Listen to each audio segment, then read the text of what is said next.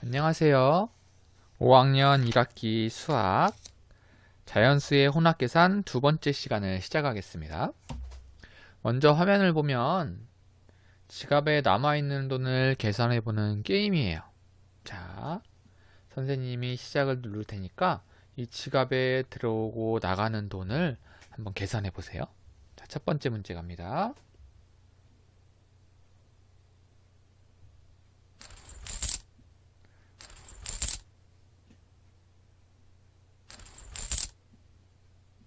네. 500원을 받았어요. 500원을 넣었다가 250원을 쓰고 다시 100원을 넣었어요. 얼마가 들어있을까요? 여러분들 돈이니까 또 계산하기 좀 더 쉽지 않아요? 500원에서 250원을 빼면 250원이 남겠죠? 그리고 100원을 더하니까 350원 맞는지 볼까요? 맞네요. 다 맞췄나요? 네, 한 번 더 해볼게요. 갑니다. 650원을 넣었다가 300원을 또 넣었네요. 그리고 50원을 뺐습니다. 얼마가 남아있을까요? 자, 650원에서 300원을 넣었으니까 950원, 그리고 50원을 빼니까 900원. 다 선생님과 같이 생각하나요? 보겠습니다. 900원 맞네요. 자, 마지막 한 번만 더 해볼게요. 혹시 지금까지 못 맞춘 친구가 있더라도 실망하지 말고 이번엔 꼭 한번 맞춰보세요.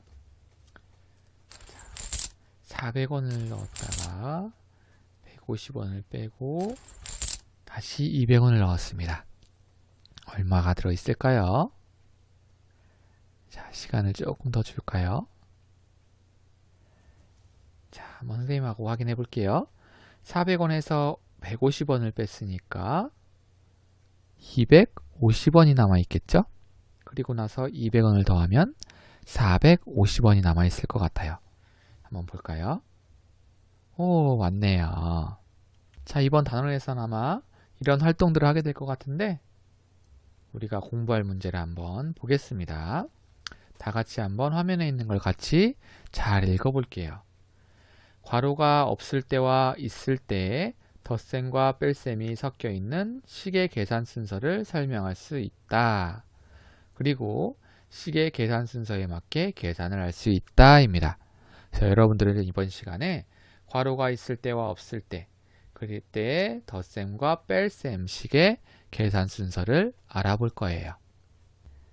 자, 책에 나와 있는 문제 상황을 같이 한번 잘 읽어보겠습니다. 20명이 탄 체험버스가 도착했습니다. 첫째 체험 장소에서 7명이 내리고 11명이 탔습니다. 지금 버스 안에 있는 사람이 몇 명인지 알아봅시다 라고 물어보고 있어요. 자, 지금 버스 안에 있는 사람이 몇 명인지 구하는 방법을 한번 생각해 봅시다.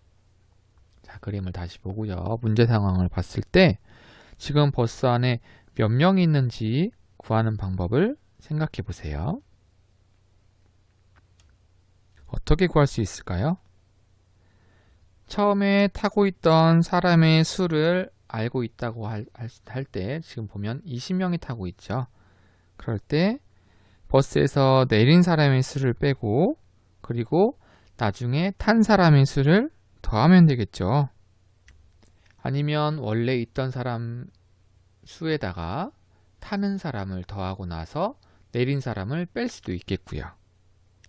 그럼 버스 안에 있는 사람이 몇 명인지 구하는 식을 한번 써볼까요? 네, 여러분들 책에다가 한번 써보세요. 네, 먼저 7명이 내리기 때문에 버스에 타고 있는 사람의 수는 20 빼기 7이 되겠죠. 그리고 나중에 11명이 더 탔으니까 여기에 어떻게 하면 될까요? 11명이 탔으니까 더하기 12를 해주면 되겠죠.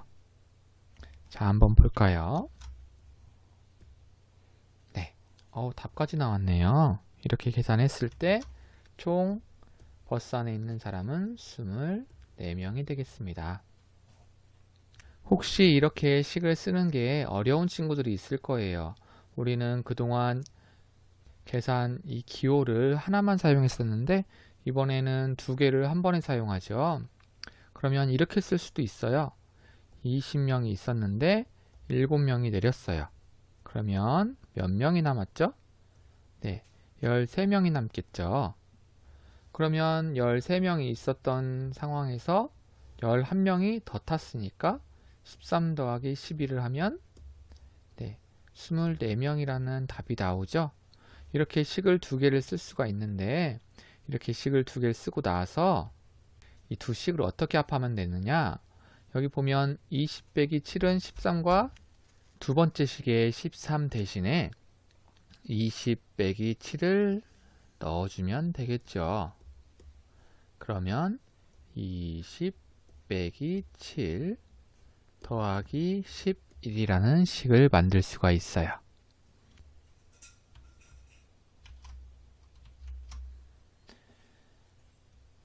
자, 그럼 이 식을 어떤 순서로 계산을 했나요? 20 빼기 7 더하기 11. 네, 우리가 계산할 때 이 앞에서부터 계산을 했죠. 그래서 이렇게 더하기와 빼기가 섞여 있는 경우에는 앞에서부터 차례대로 계산을 하게 돼요.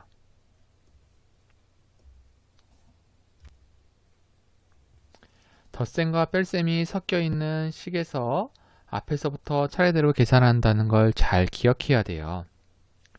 한번 예를 들어서 또 계산을 해볼게요. 31 빼기 12 더하기 8이에요. 자, 이렇게 뺄셈과 덧셈이 같이 있을 땐 앞에서부터 계산을 합니다. 31에서 12를 빼면 네, 잘 헷갈리는 친구는 이렇게 옆에다가 세로셈을 해서 답을 구해도 좋아요. 1에서 2를 뺄 수가 없고 그럼 앞에서 1을 빌려옵니다. 11에서 2를 빼면 9, 2에서 2를 빼면 1이 되겠네요. 그러면 여기 답은 19. 자, 그 다음에 뒤에 있는 더하기를 한다는 거죠. 19와 8을 더하면 27이란 답을 바로 구할 수 있죠. 자, 이걸 등호를 사용해서 쭉 연결을 한다고 하면 먼저 31 빼기 12를 한 19를 앞에 써주고요. 더하기 뒤에 있는 8을 씁니다. 그리고 최종적으로 19 더하기 8을 하면 27 이렇게 쓰면 되겠습니다.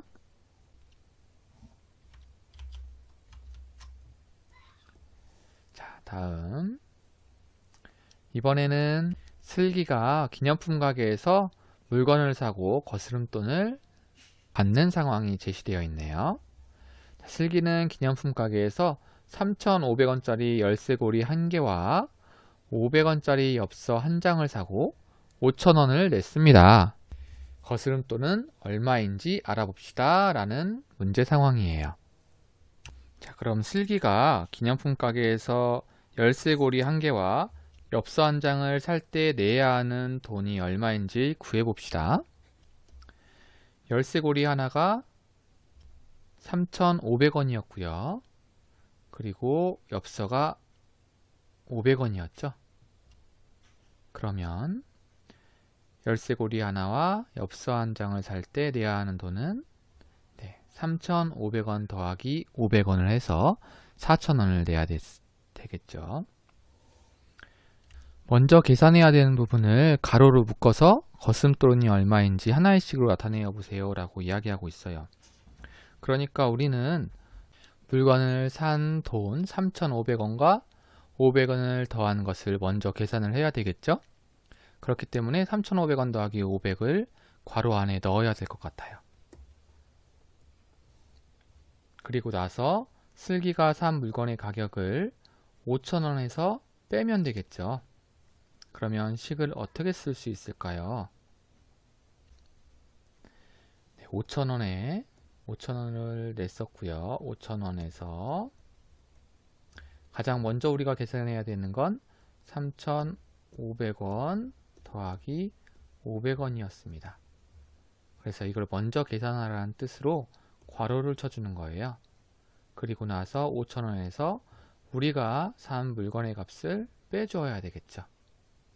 그러면 물건 값은 4,000원이었고요. 5,000원에서 4,000원을 빼면 총 거스름돈은 1,000원을 받게 되겠죠. 네, 한번 확인해 볼까요?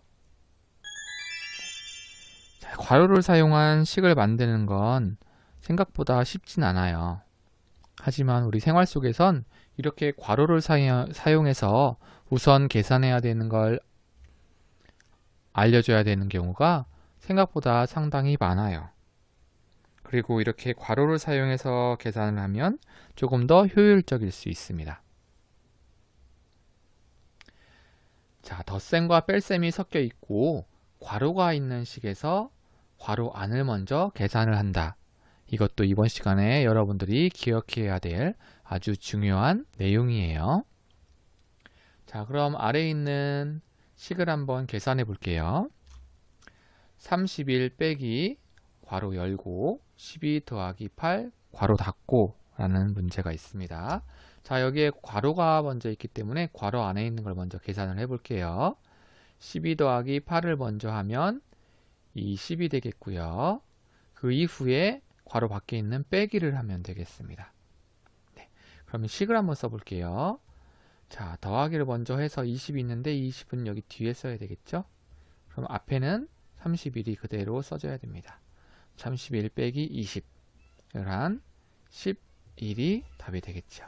네, 11이 답이에요. 한번 확인해 볼게요.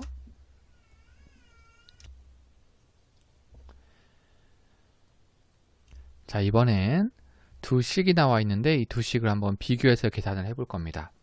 자, 두 식을 보았을 때 다른 점이 한 가지 있죠? 네, 두 식이 어떻게 다른가요?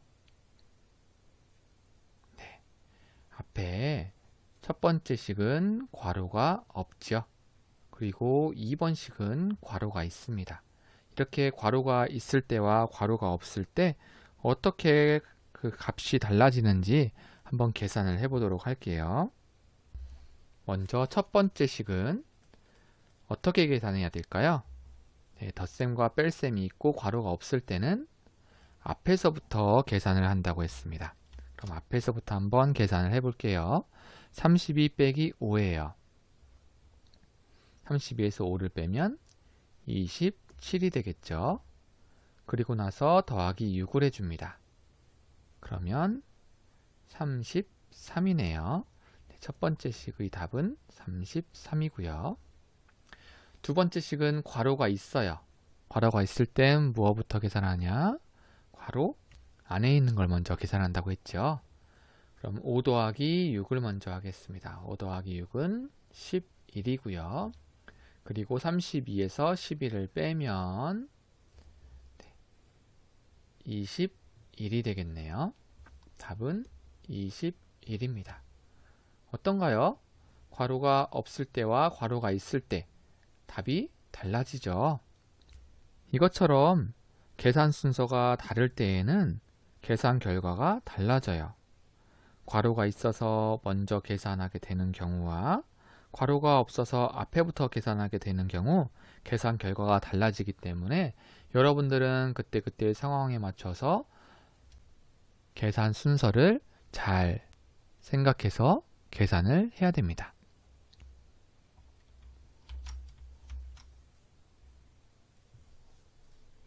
자, 이번 시간에 우리가 공부한 내용을 한번 정리해 볼게요. 괄호가 없을 때 덧셈과 뺄셈이 섞여 있는 식의 계산 순서는 덧셈과 뺄셈이 섞여 있을 때 괄호가 없기 때문에 어디서부터 차례대로 계산하느냐? 앞에서부터 차례대로 계산을 한다 라는 거고요. 덧셈과 뺄셈이 섞여 있고 괄호가 있는 식에서는 무엇을 먼저 계산하느냐? 괄호 안을 먼저 계산을 한다는 걸 잘 기억해야 됩니다. 그럼 이제 수학 익힘 6쪽과 7쪽을 우리가 배운 내용을 잘 기억해서 여러분들 스스로 해결해 보도록 할게요. 그리고 다음 시간에는 곱셈과 나눗셈이 섞여 있는 식을 계산하는 공부를 할 거예요. 다음 시간에 만나요.